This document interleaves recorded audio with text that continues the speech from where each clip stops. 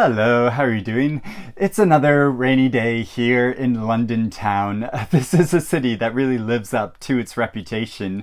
Now, in case you didn't see, earlier this week I launched my very first book club, and it's been so wonderful chatting with people there. I'll put a link to it below in case you're interested in joining, and there's still time, if you join in the next few days, to vote for our very first book club selection in September. So I hope to see you there. And starting a book club, it naturally gets me to thinking like, oh, what should we choose next for our next book club? And so looking through this pile of new books I have, naturally I'm considering a lot of them, and I think they would make some interesting choices. So I'm going to go through and discuss all of these new books that I have that have just been published in August. I'm here in the UK, and talk about why I'm so interested in reading them. So I'd love to know if you have read any of these books, or if you're interested in reading any of them now.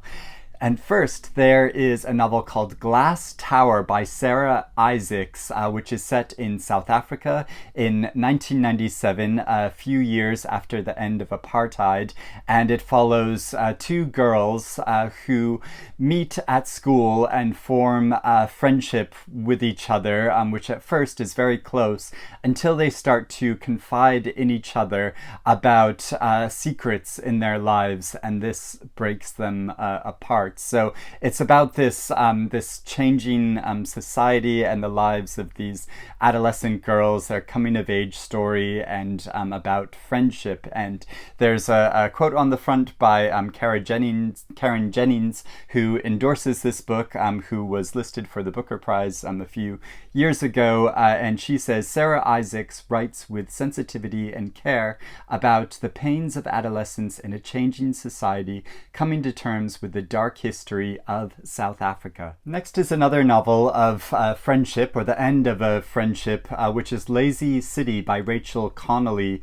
This is about a woman who was living in London when her best friend dies, so she moves back to her native Belfast in Northern Ireland, and there tries to find what direction she wants to go in her life. She re-encounters an old romantic interest of her and meets somebody new as well, and is sort of wrangling with family relationships. So it's about this sort of uneasy adjustment in adulthood to a different kind of future than what we were expecting to have. Anam by Andre Dow. This is a debut novel about someone who is trying to reconcile and understand his grandfather's history. His grandfather spent a long time in a Vietnamese prison before moving to France, where he lived in exile. So it's about trying to understand the complications of our family history, especially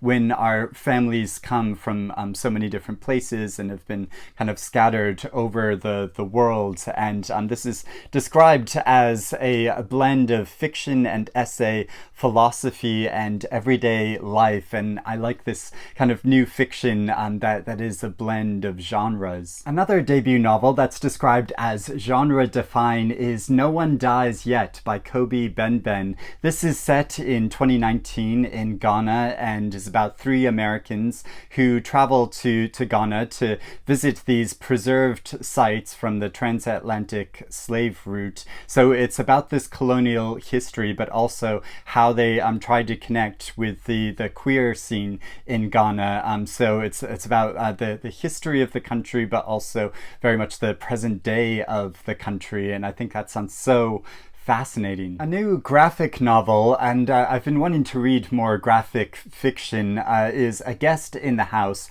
by Emily Carroll. So this is about a woman who is trying to live a settled down and happy life with her family, with her husband and her stepdaughter, but there are very mysterious things about her mother's past, and very mysterious things in this household which begin occurring. So I think think it has a kind of gothic tone to it, and just the illustrations in it look really beautiful and intriguing. And so, yeah, I'm looking forward to diving into this. Wound by Oksana Vasyakina, and it's translated from the Russian by Elina. This is described as a novel, though the central character is named Oksana and is a poet, like this author is. And so it describes her journey after her mother dies, and she decides to take, Oksana decides to take her mother's ashes back to their native Siberia. So it's about that journey, it's about grief, but also the struggle for artistic expression. And it is still Women in Translation Month. I mean, you can read Women in Translation any month, but there's a whole reading challenge set for this month specifically. So if you're looking for another title for that, then this would be a good choice. Hinterland by Arno Geiger, translated by Bulloch. And this is a novel, historic novel, set in 1944 about a German soldier who's wounded fighting in Russia. So he goes to a town in Austria, I think, to recover, and there he meets a number of people that are trying to imagine a life beyond this war, but the war isn't over yet, and they're gradually drawn back into conflict. I have a couple of new memoirs that sound very interesting. First, there's How to Say Babylon by Safiya Sinclair. This is a story about the author's life growing up in a very patriarchal Rastafarian family in Jamaica. Her father was very religious, very conservative, and very anti-Western influence, and so was very protective of both his wife and the daughters in his family. So it's about how the author found she had to remove herself completely from this situation, but also about returning back to her family and to her country. I saw the author speak about this book at a literary event earlier this year, and it sounds really fascinating. Then there is Ootlin by Jenni Fagan. Jenni Fagan was born into the care system in the UK. She lived in a number of different care homes and had a very rocky and difficult childhood. So it's describing her personal experiences in the troubled care system in the UK, but also how she found her voice through creative expression. I've read a couple of Fagan's novels. One I liked more than the other one, but she's a really interesting creative writer, and this sounds like a very harrowing and powerful story. I also have a few new collections of short stories, including a short story that's just been published on its own called So Late in the Day by Keegan. I think Keegan is probably one of the only authors today that can get away with publishing a single short story on its own, because her writing is so compact and precise and powerful. So this story is about a man who has an uneventful day at his job, and he goes home to drink a bottle of champagne.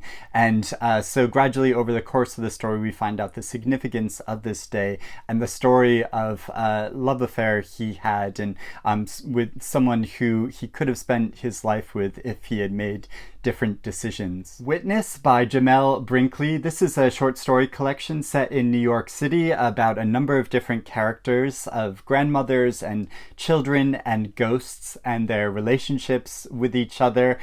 Brinkley was a finalist for the National Book Award, and the author Yi-Yun Lee is a fan of his work. She says, "Each story in Witness brings a novel's worth of richness and complexity. This is a dazzling collection by a masterful storyteller." And I think that's always the challenge of short stories, isn't it? You want an experience that it's going to be short, but it's going to be so powerful that you feel like you've read a novel. Open Up by Thomas Morris. Look at this gorgeous cover. So these stories are about contemporary life, about sort of small moments in everyday life, but Morris writes with such humanity, that he imbues his stories with so much feeling and meaning, and I find his writing very powerful. I read his previous short story collection, and I've read a number of these stories aloud to my husband already, and we've been really enjoying them. So as you can see, Morris was what's selected as one of the best young British novelists on the Granta list recently, and yeah, he's such a powerful writer. Normal Rules Don't Apply by Kate Atkinson. So this is an advanced copy of the book, but the finished copy you can see has a fox and a dog on it, and that seems sort of appropriate because there are some talking animals in this. I think there's a talking dog and a talking horse, but maybe that makes them sound more whimsical than I think they really are, because Kate Atkinson is such an interesting writer. I've only read her novel A God in Ruins, which I absolutely loved, and I've meant for so long to read more of her work, so I think these stories will be a great way to start of doing my tradition of trying to read a short story first thing every morning. P.S. Burn This Letter Please by Craig Olsen. So this is a collection bringing together a number of letters and documents from a series of drag queens who were living and working in New York City in the 1950s. So it's piecing together their lives and their stories, giving them a voice, because I think this is a period of history which has been so mythologized and talked about, but this is looking at actual documents telling their story. It comes with an introduction by Drag Race winner Sasha Velour, and